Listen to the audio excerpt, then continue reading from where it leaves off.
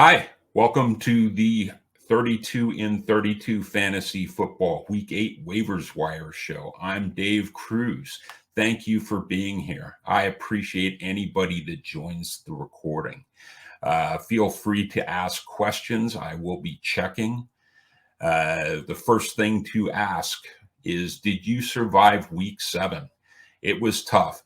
I wasn't really affected so much by buys as I was by injuries. And there were some surprise inactives right before the 10 o'clock games that kind of got me very active leading up to the games. Sterling Shepard was inactive. Ramondre Stevenson was declared inactive for the Patriots, and Devontae Parker was declared inactive for Miami. I had been kind of counting on all of those guys, so I had to make some last-minute moves to fill up my rosters. And then yesterday in the afternoon game, the big one was Darren Waller. So everybody was jumping around and trying to find a replacement for him. There is one game left. As I say every week, I record this show on Mondays. Tonight's game is the Saints at Seattle. They're playing the Seahawks. Keep an eye on the weather. Doesn't look like anything like last night. There will be some rain during the game, but nothing like last night's game. And I live 5 miles from Levi's Stadium. I can tell you it was just as ugly out there as advertised on TV. Look for the Seattle running game to see who comes out of that. Alex Collins is dealing with a couple of injuries, but it sounds like he's going to play. They also reinstated Rashad Penny from injured reserve. I'm very interested to see what kind of usage he has. And they still have DJ Dallas and Travis Homer. And I would not be surprised to see all of those guys mixed in. How much will either team throw? I know Seattle would love to run the ball all night and give Geno Smith a break. And Jameis Winston just has not been throwing a lot. The most attempts he's had all year is 30, and that was in the Week 5 game. So how much will either team throw? And will the weather be a factor? And finally, can Seattle protect Geno Smith? They had a really rough time doing that against Pittsburgh. And Pittsburgh was in the backfield all night, giving Geno a hard time. Hopefully they can scheme something up for New Orleans, but I don't think the Saints are going to make it easy for them. Looking ahead, the Thursday night game this week is Green Bay at Arizona. There were no real new injuries for either team yesterday, which is great. Green Bay has already been missing weak side linebacker Preston Smith and right cornerback Kevin King. Their defensive backfield is pretty banged up, and hopefully those guys can come back for the game Thursday.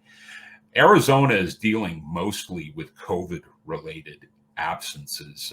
Defensive end Zach Allen was put on the COVID list on the 16th. Linebacker Chandler Jones was put on the 12th. They're coming up on their 10 days. Chandler Jones actually already has passed it. And head coach Cliff Kingsbury missed yesterday's game after testing positive. He got put on the 15th. Hopefully they can come back. And the other notable injury for the Cardinals, nose tackle Rashard Lawrence missed yesterday's game with a calf injury. So hopefully everybody's back and both teams are reasonably healthy. And it should be a great game. I think that's probably the last one that Arizona has a chance to lose for a few weeks. They could easily, if they win this game, be 10, 11, 12-0 before they get really challenged again. A couple of things that happened yesterday. The Chiefs and the Ravens were just crushed. And that just does not happen a lot. Those are two of the best teams in the AFC. For Kansas City, Patrick Mahomes got hit pretty hard in the face with a knee and a thigh. It looked to me like he had a concussion. He did go through the protocol and cleared, but they did pull him from the game anyway because it was pretty much out of hand at that point. But keep an eye on Mahomes and see if there's any problems there. For the Ravens, that was a game that was a close game early in the third quarter. They actually had the lead at 17-13, but then they gave up 4 touchdowns in a row.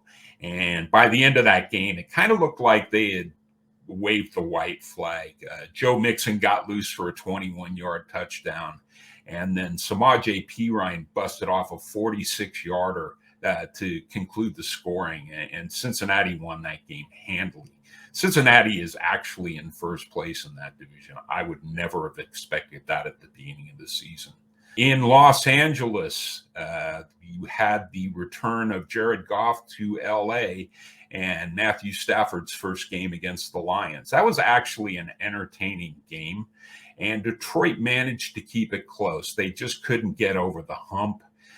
Goff threw a pick that was intended for T.J. Hawkinson in the end zone. Jalen Ramsey just picked his pocket on that one. In New York, Carolina Panthers quarterback Sam Darnold got benched, and I had been talking up Sam Darnold a little bit earlier in the season. Right now, they are a complete mess, and yesterday was kind of rock bottom. They were playing a team that was devastated by injuries, and they lost 25-3. They really got nothing going. I know it's easy to blame Sam Darnold, and he does make some bad decisions, but it is not all Sam Darnold. I think Carolina's in a lot of trouble, and I got to think Matt Rule might be getting pretty close to the hot seat there. For the Texans, there was some good news. Tyrod Taylor is going to be designated for return from injured reserve, and it sounds like he's going to practice this week, but they have a bye week in week 10.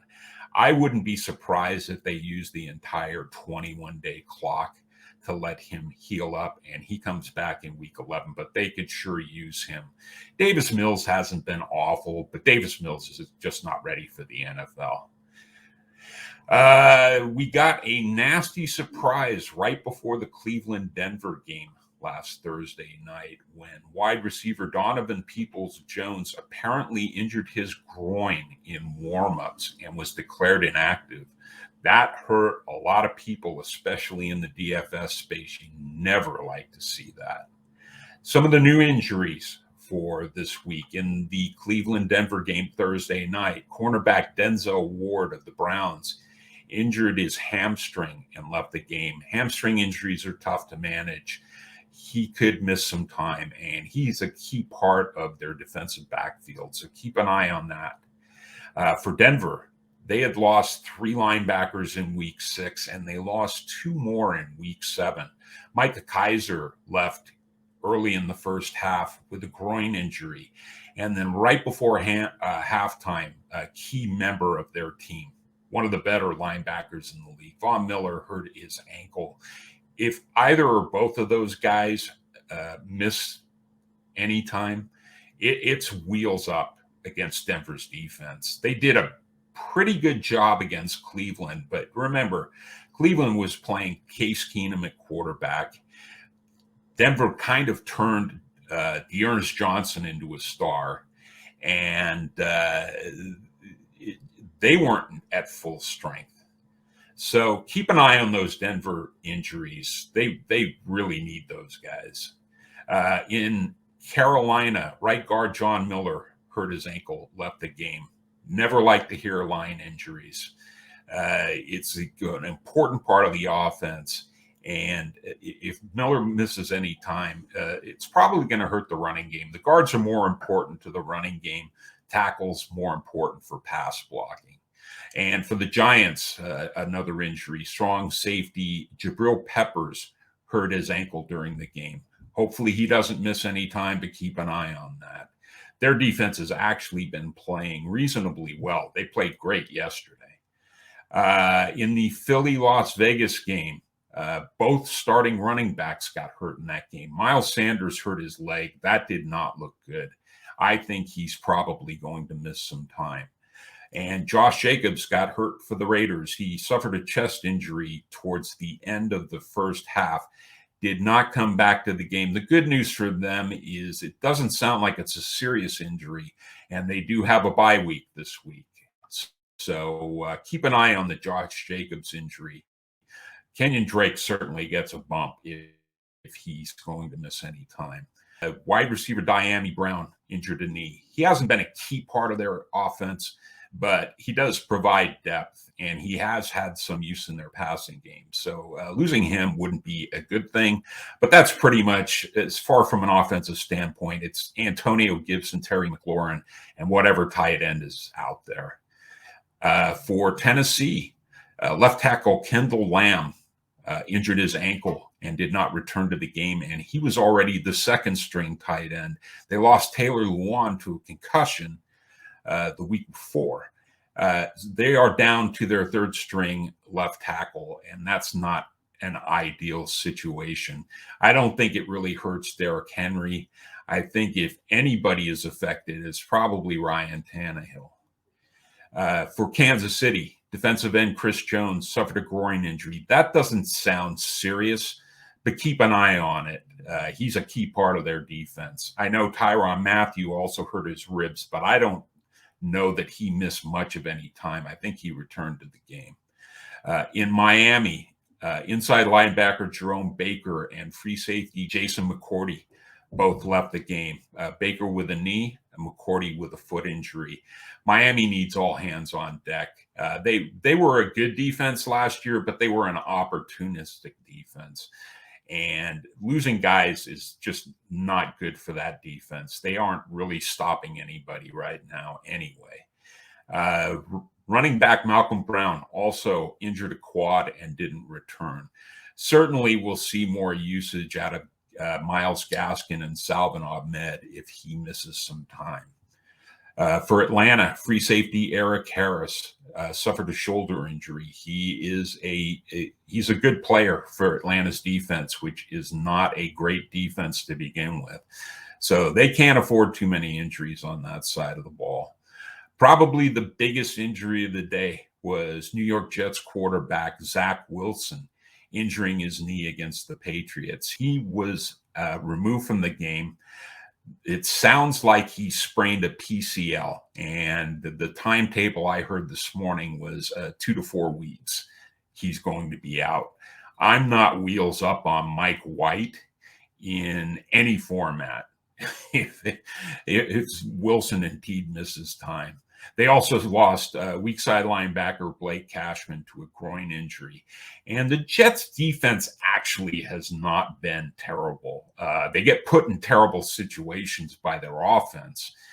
So them losing defensive players on a team that's really struggling right now is just not good news.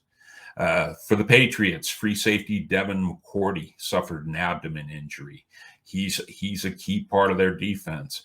And Jonnu Smith is not been producing a lot in fantasy, but he's a tight end that's a big part of what they do on offense. He suffered a shoulder injury. Keep an eye on that to see if he misses any time.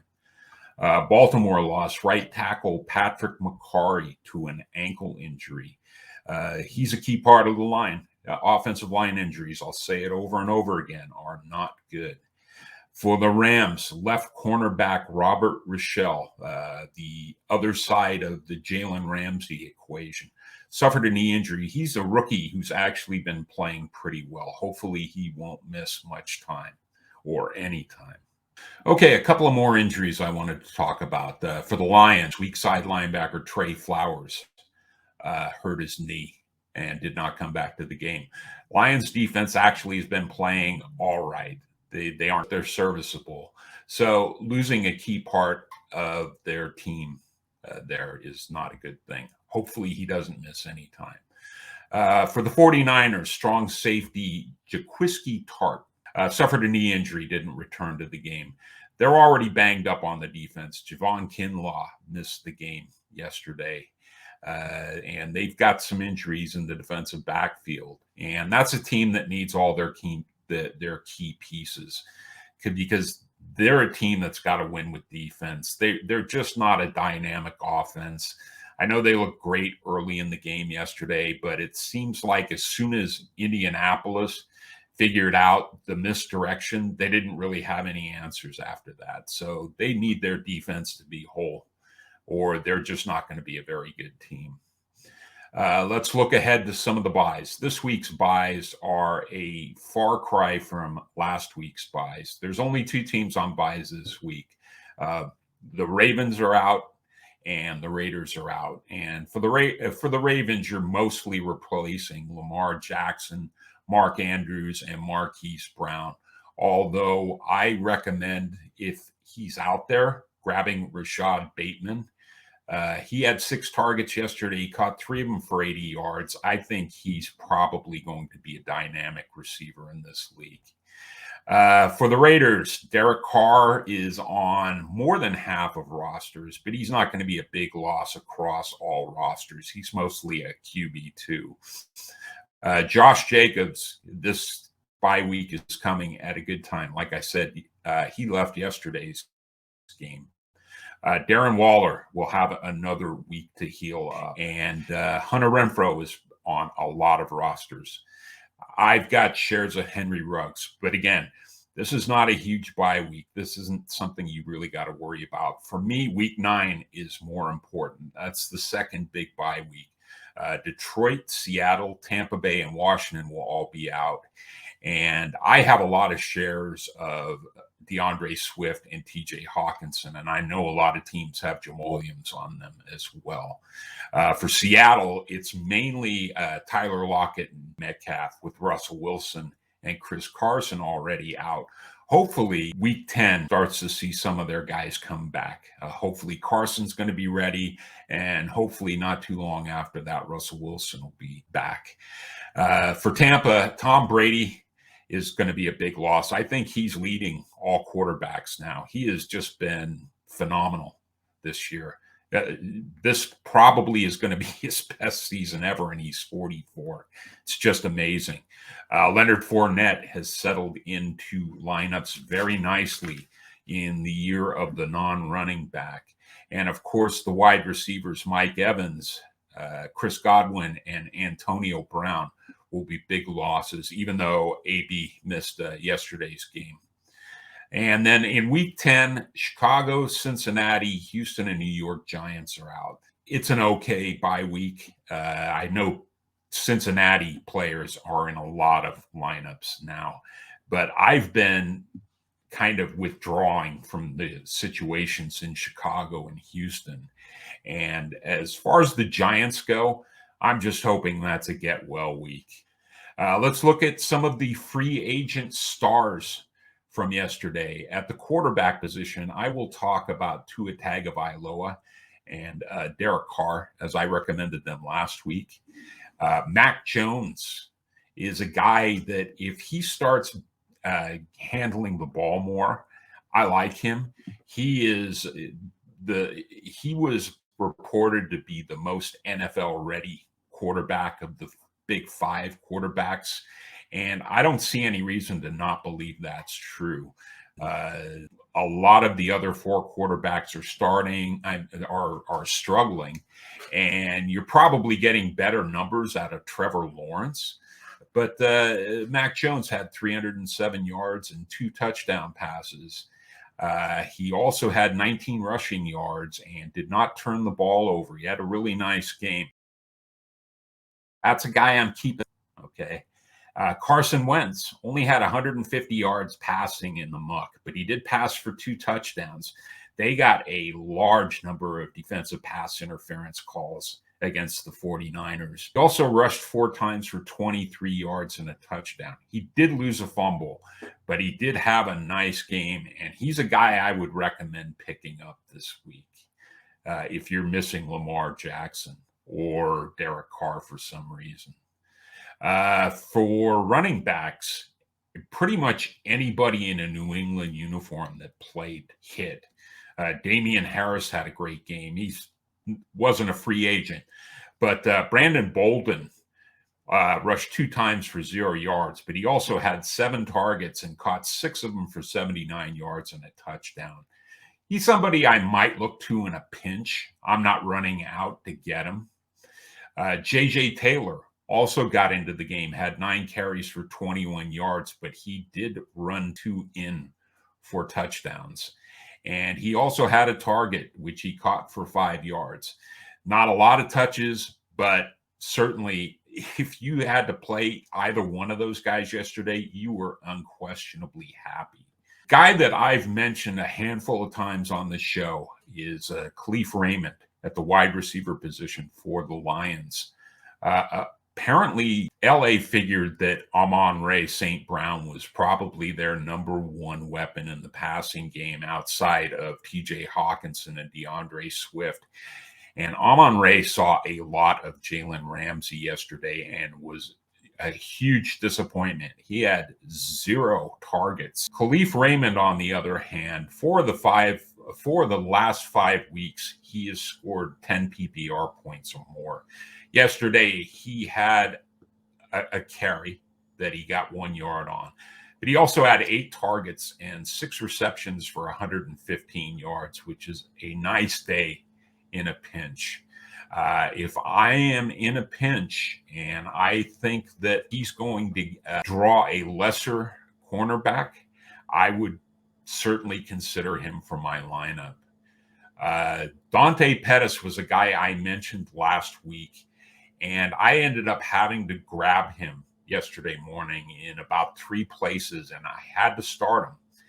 He actually threw a pass that he completed for 16 yards, and he did only have 5 targets, but he caught all of them. He only had 39 yards, but he did score a touchdown. So if that was an emergency start, it was a decent one. He did have 11 targets the week before. I think he's a viable play if they continue having all the injuries they've had. Sterling Shepard was out. Kadarius Toney was out. Darius Slayton came back and had an okay game. But I like Pettis as an emergency play if they continue to be injured the way they have been. Nelson Aguilar caught a touchdown yesterday from Kendrick Bourne. It's funny, the first two touchdown passes of the day yesterday were from Kendrick Bourne and Derrick Henry. So Aguilar only had 5 targets. He only caught 2 of them, but he did have 51 yards and a touchdown. I'm not running out to get Nelson Aguilar. I know he was a popular draft target as the wide receiver in New England. I'm not recommending him unless you're in a complete pinch. For Kansas City, Byron Pringle was the wide receiver du jour. He had 6 targets. He caught 5 of them, and he had 73 yards, which was a nice emergency play. But I don't think he was in a lot of lineups, and I don't think he should be in a lot of lineups going forward. It's still pretty much Tyreek and Kelsey's show in the passing game in Kansas City. You're going to get some decent weeks out of McCole Hardman, out of Demarcus Robinson, out of Byron Pringle, but I don't think they're consistent enough to consider. For the tight ends, it was CJ Uzomah week again yesterday. He caught 2 long touchdowns. He had 3 targets. He caught all of them for 91 yards and 2 touchdowns. And if you had to play him yesterday, you got rewarded. I'm not going to tell you to stay away from him. Touchdowns are king among tight ends. I just don't think he's consistent enough. To me, he's bargain basement Robert Tonyan. It's funny. I saw a tweet right after Darren Waller got declared inactive yesterday from Stephania Bell saying that if you needed somebody in a pinch, Waller's replacement was probably a good guy to target, and she was spot on with that call. Foster Moreau stepped in and caught all 6 of his targets for 60 yards and a touchdown. I like Foster Moreau. I just don't think he commands any kind of volume if Waller's able to play. But he was a great pinch hitter yesterday. And my old buddy, Robert Tonyan, who I no longer really want anything to do with, he is completely, to me, touchdown dependent. You may disagree. You may think he's a top 12 tight end, and he may very well be, but it's going to be a lot of busts and a few booms.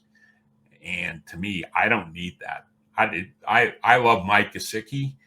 Mike Gesicki's getting heavily targeted. He's not scoring a lot of touchdowns, but I have him on a lot of my rosters.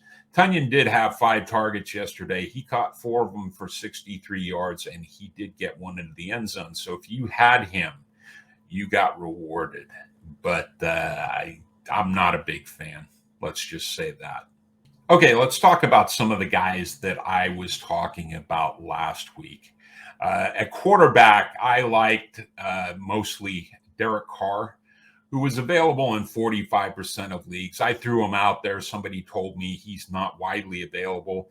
To me, 45% is pretty widely available. Derek Carr was 31 of 34. One of his incompletions was intercepted, and I think he actually spiked the ball once. He was 31 of 34 for 323 yards and 2 touchdowns. He did have that interception, but he had a nice day. And a guy that was more widely available that I picked up in a lot of places where I needed a guy for, say, Dak Prescott or Josh Allen or, one of the other guys that was out was Tua Tagovailoa against Atlanta, and he came through. He was 32 of 40. He had 291 yards passing. He threw for 4 touchdowns. He did throw a couple of picks, but he kind of made up for that with his legs. He had 4 carries for 29 yards on top of everything else. And he had a really, really nice day.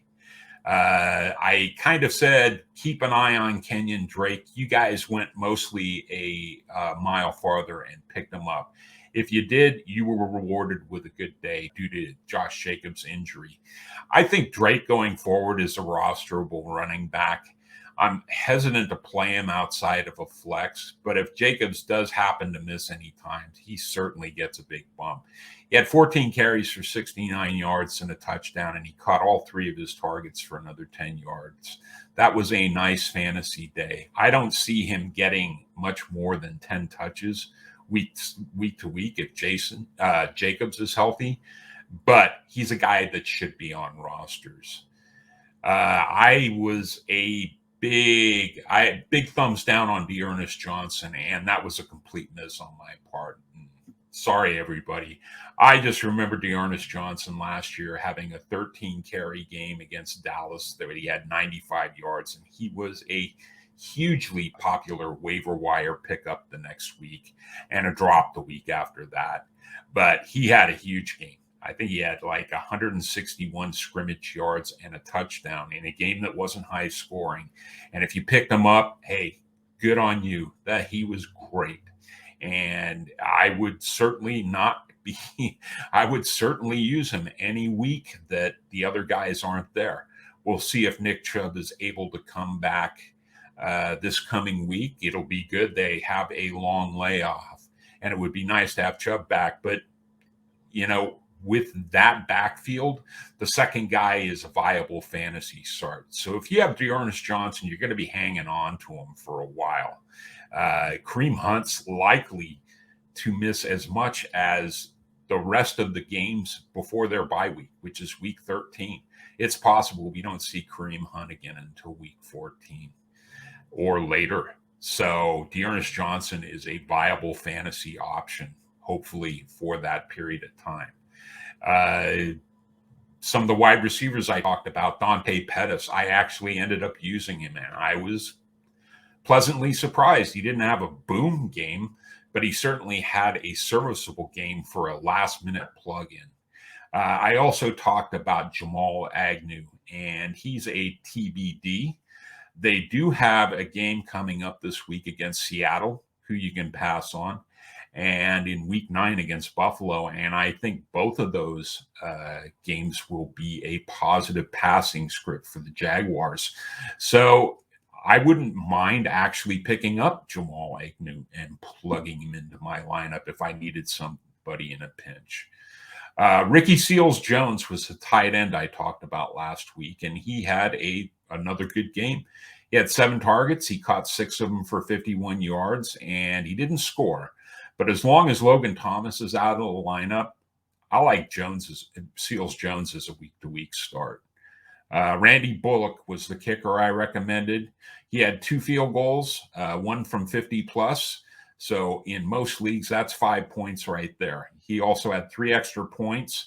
So he had 11 points in most leagues. I will take 10 points out of a plug and play kicker. Anything above that's great. I talked about the Arizona defense and the San Francisco defense. Those weren't widely available defenses. Arizona certainly came through. They only allowed 3 points. They only had 2 sacks and a turnover, but the 3 points allowed is great in most scoring systems. San Francisco was a swing and a miss. They were constantly killing themselves with penalties. They ended up giving up 30 points. They did have a sack and 2 turnovers, but that's not a lot of points in most leagues. And New Orleans is a team I'm probably going to plug in and play a lot of weeks. They play tonight, so the jury's still out there. Okay, let's talk about some pickups for this coming week. If you need a quarterback, I'm going to throw the name Kirk Cousins out there. Hopefully, he got dropped in some leagues, and he's still about 30% available. So if you need a guy for Lamar Jackson, I certainly would plug in Kirk Cousins. They play Dallas this week. That certainly looks like it's going to be a high-scoring game. Carson Wentz plays against Tennessee. Carson Wentz has actually been playing pretty well. The numbers aren't huge, but I think that's a game that could be another high-scoring game. And Daniel Jones is a guy I plug in 2 quarterback leagues. And if I needed a guy in a pinch, they're playing Kansas City. They're certainly the threat of garbage time points there for the Giants. I know Kansas City isn't as good as they usually are, but I think they can manage the Giants in New York. I'd feel even better if the Giants got some guys back healthy on offense and if Kansas City was missing some guys on defense. But I think in a pinch, if there's nobody else available, those are the 3 that I would be looking for to replace Lamar Jackson or Derek Carr if you need to. Okay, for running backs, the first guy I'm going to recommend is J.D. McKissick. He's not widely available. He's probably available in about 35% of leagues, but if you can get him, especially in PPR leagues. They play the Broncos this week, and I think he's got some use, always has some use in the passing game. He's kind of alternated weeks this year where he's had odd number of weeks where he hasn't been too useful and even number of weeks where he isn't. I'm going to be starting him where I have him. I think you have to. For Philadelphia, I don't see Miles Sanders being ready for week 8, and their bye week isn't until week 14. I would be looking to pick up either Boston Scott or Kenny Gainwell or both. They play the Lions this week. Scott's pretty widely available, and Gainwell's still available in more than 75% of leagues. I think with Sanders out, both those guys will have use, mostly in the passing game. I think Scott will be the guy they lean on more for running the football, but that's mostly Jalen Hurts' job, apparently. Khalil Herbert plays against the 49ers. I'm pretty sure David Montgomery's not going to be ready to come back. Their bye week's week 10. I wouldn't be surprised if Montgomery is given the last 2 games before the bye to continue healing up. Damian Williams was back from COVID, but Khalil Herbert played a really nice game against a team that is tough to run on. So I like him against the 49ers. He's still available in greater than 40% of leagues. So if you can get him, get him. And if you're doing a complete deep dive, a guy I like this week is Jermichael Hasty against Chicago. He had 6 targets last night, and I know Kyle Shanahan likes him in the passing game. So it was his first game back after being on IR. I would pick him up and plug him in if I needed somebody very badly to see if he gets more use in the passing game. At least he belongs on watch lists. They're playing the Bears, and the Bears, I like the Bears defense this week, but you can still move the ball on the Bears. Don't be scared away by the Tampa game. Tampa's just on another level from most of the rest of the league. Wide receivers, Tim Patrick is somehow still available on nearly 60% of leagues, at least in Yahoo. They play Washington. I think Washington's still a tough team to run on. They give up a lot of points, but they do it mostly through the air. So I like Tim Patrick this week against Washington. Khalif Raymond, I mentioned earlier, they're playing Philly. Philly can be passed on. He could draw Darius Slay. I think it's more likely that Amon-Ra gets Darius Slay. I would not be scared to plug in Khalif Raymond into my lineups this week. KJ Osborne is a guy I was talking about at the beginning of the season quite a bit. They play Dallas this week. I wouldn't be surprised if Minnesota throws the ball a ton. I know they'll try to run, but I don't see them really stopping Dallas, and I think that could be a very high-scoring game. So if I need a guy in a pinch, KJ Osborne's a guy I'm looking at. And a guy that got dropped in several leagues that I saw last week was Jacksonville's Laviska Shenault. They play Seattle this week. He's available in about 45% of leagues. If he's out there, I would not be scared to go grab him.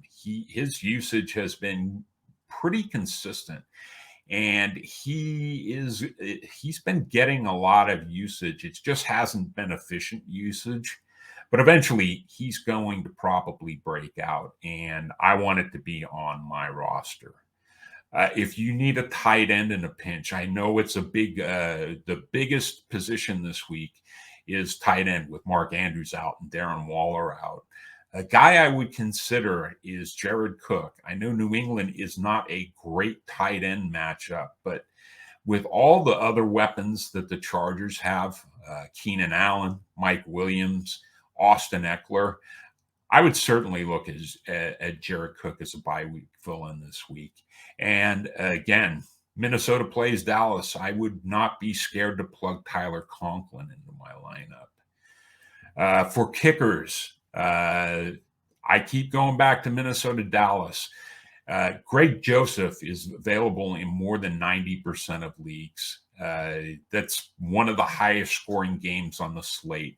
And even Greg Zuerlein is available. He got dropped in a lot of leagues last week because, why keep two kickers unless you've got like a Tyler Bass or somebody. Greg Zuerlein is against the Vikings. I love both of those kickers in that game. And my defensive stream of the week will be Chicago against San Francisco. They're available in about 75% of leagues. I would not be scared to use Chicago against 49ers. I think the 49ers are going to have trouble protecting Jimmy Garoppolo, and their running game doesn't look very, very nuanced to me. They took advantage of Indianapolis very early last night, but as soon as Indianapolis made some adjustments, the 49ers did not adjust back. So I like Chicago as a stream this week. Before I wrap up, I want to say thank you to a couple of guys that have been very supportive of the show and are a friend of mine on Twitter. The first one is Gary Zamaripa. Follow him at GaryZam01. That's at GaryZam01. And Scott Rainier has been very supportive of my show, and I can't say thank you enough. Follow Scott at Munder Difflin FF. If you know the show The Office, you'll get the reference. It's a little bit of a switch up there. It's at capital M, UNDER, capital D, IFFLINFF. And follow us on 32 in 32 Fantasy Football at 32IN32FF. Subscribe to our channel on YouTube. Like our shows. We would really appreciate that very much. If you want to follow me, my Twitter handle is in the window below next to my name. And just be kind to each other, be respectful out there. Have a great week, and I will see you next week.